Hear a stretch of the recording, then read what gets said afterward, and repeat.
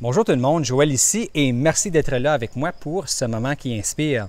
Été 2018, hein? Le 13 août aujourd'hui, ensoleillé de toute beauté. On ne pourrait pas demander pour mieux.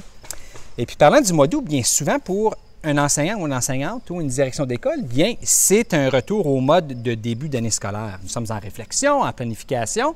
Notre énergie habituellement est très élevée et positive. Alors, à l'aube du début d'une nouvelle année scolaire, je me suis posé la question suivante, bien comment est-ce que moi je peux faire, quelle stratégie est-ce que je peux adopter afin de maintenir cette énergie positive pendant l'année scolaire? Lors de mon dernier billet de blog, j'ai parlé de 3 stratégies en particulier. La première étant de ne pas en faire une affaire personnelle lorsque nous faisons face à une situation difficile. Puis comme vous savez, c'est pas facile, hein? On fait face à quelque chose de difficile, on peut se sentir attaqué personnellement. Et puis lorsqu'on se sent attaqué, bien, ça peut engendrer une réaction émotive, hein, négative en nous. Et puis ça peut faire en sorte que nous adoptons un état d'esprit plutôt négatif, si vous voulez. Et puis si on reste là trop longtemps, bien, le négatif, ça peut devenir de la rancune. Et puis comme vous savez, la rancune, ça mange notre énergie positive. Il faut plutôt essayer de se remettre dans un état d'esprit positif. Alors, une mentalité de croissance, n'est-ce pas? Hein, il faut secouer l'ego et se dire, écoute, ça s'est passé, je ne prendrai pas ça personnellement et on avance et on va vers un état de solution. Parce que les solutions, ça nourrit notre énergie positive. Tandis que la rancune, bien, ça mange, hein, ça dévore notre énergie.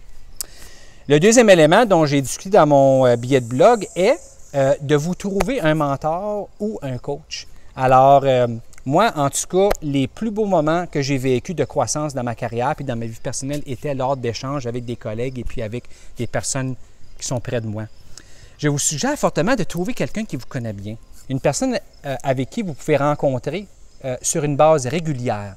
Soyez intentionnel dans votre développement. Ciblez des rencontres à l'avance dans votre calendrier et puis ciblez des objectifs.